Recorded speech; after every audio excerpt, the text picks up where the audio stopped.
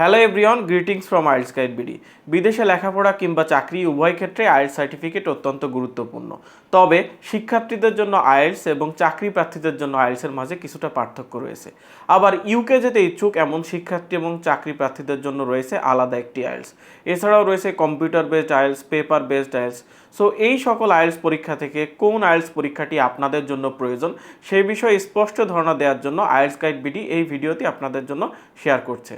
প্রথমেই আপনি যদি শিক্ষার্থী হয়ে থাকেন, অর্থাৎ আপনার উদ্দেশ্য যদি হয় উচ্চ শিক্ষার জন্য দেশের বাইরে যাওয়া, অর্থাৎ ব্যাচেলার্স ডিগ্রি, মাস্টার্স ডিগ্রি কিংবা পিএইচডি ডিগ্রির উদ্দেশ্যে যাওয়া, অর্থাৎ আপনি স্টুডেন্ট ভিসা নিয়ে দেশের বাইরে যেতে ইচ্ছুক, সেক্ষেত্রে আপনার যে আইএলটিএসটা দেওয়া প্রয়োজন সেটির নাম হচ্ছে একাডেমিক আইএলটিএস। আবার আপনার উদ্দেশ্য যদি হয় দেশের বাইরে গিয়ে জব করা, অর্থাৎ আপনি work permit visa, care visa, immigrant visa, এই সকল ভিসা নিয়ে যদি দেশের বাইরে যেতে ইচ্ছুক হন, সেক্ষেত্রে আপনাকে কিন্তু একাডেমিক আইএলটিএস দিতে হবে না।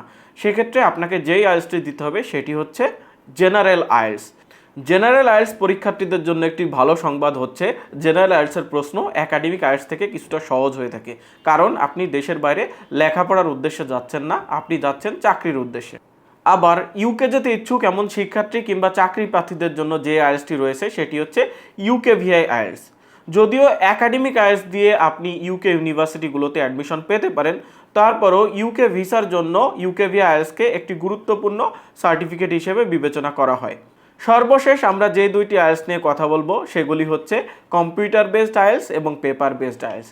সো পেপার বেসড আইএলটিএস হচ্ছে আমরা অতীতে যে পরীক্ষাগুলো বিগত সময়ে দিয়ে এসেছি, অর্থাৎ এসএসসি পরীক্ষা, এইচএসসি পরীক্ষা, এই পরীক্ষাগুলোর মতোই হবে। অর্থাৎ আপনি প্রশ্ন পাবেন, উত্তরপত্র পাবেন এবং আপনাকে হাতে লিখে উত্তরগুলো দিতে হবে। আর কম্পিউটার বেসড আইএলটিএস হচ্ছে নতুন সময় এসেছে, এটি কম্পিউটার স্ক্রিনে আপনি প্রশ্নগুলো পেয়ে যাবেন এবং আপনাকে কিবোর্ডের সাহায্যে টাইপ করে উত্তরগুলো দিতে হবে।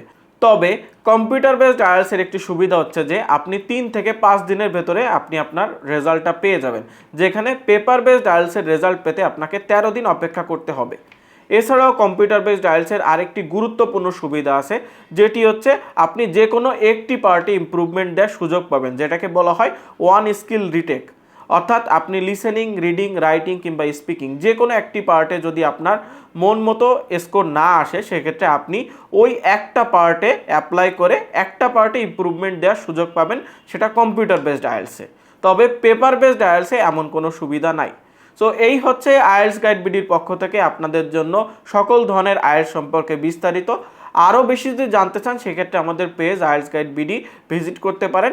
এছাড়াও আমাদের ভিডিওটি যদি ভালো লাগে আমাদের চ্যানেলটি অবশ্যই সাবস্ক্রাইব করবেন, আমাদের পোস্টে লাইক দিবেন এবং আপনি যদি আরও কিছু জানতে চান সেক্ষেত্রে আমাদের পোস্টে কমেন্ট করতে পারেন। So thank you everyone, greetings from IELTS guide BD.